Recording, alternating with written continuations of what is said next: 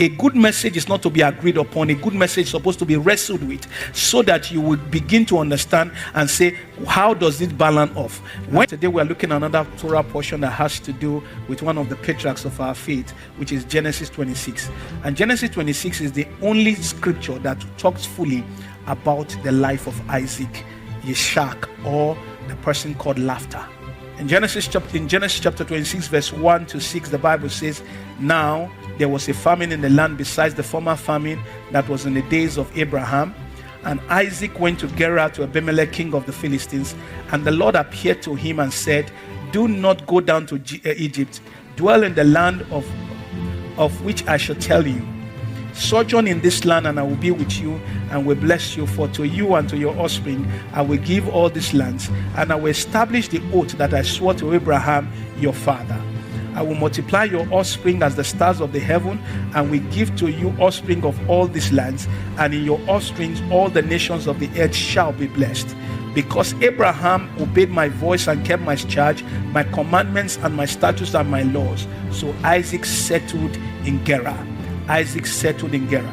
We're seeing the life of Isaac. Isaac was in that land, and he had a problem just like the problem that his father had, and he needed to use that same strategy his father was using.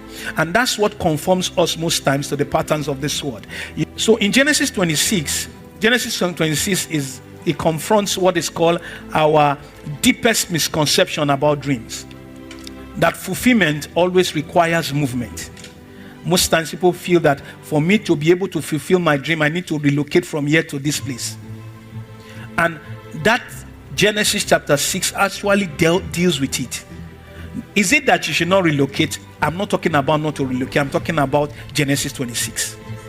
So that you understand what I'm talking about now.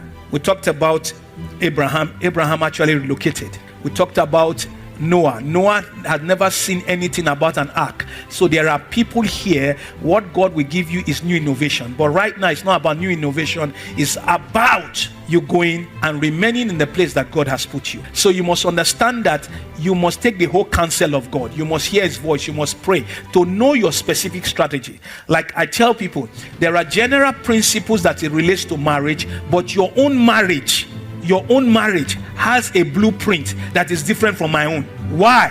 Based on your giftings, based on your personality type that both of you are, so that you understand that. There are homes now where men are the one that cooks. They love to cook.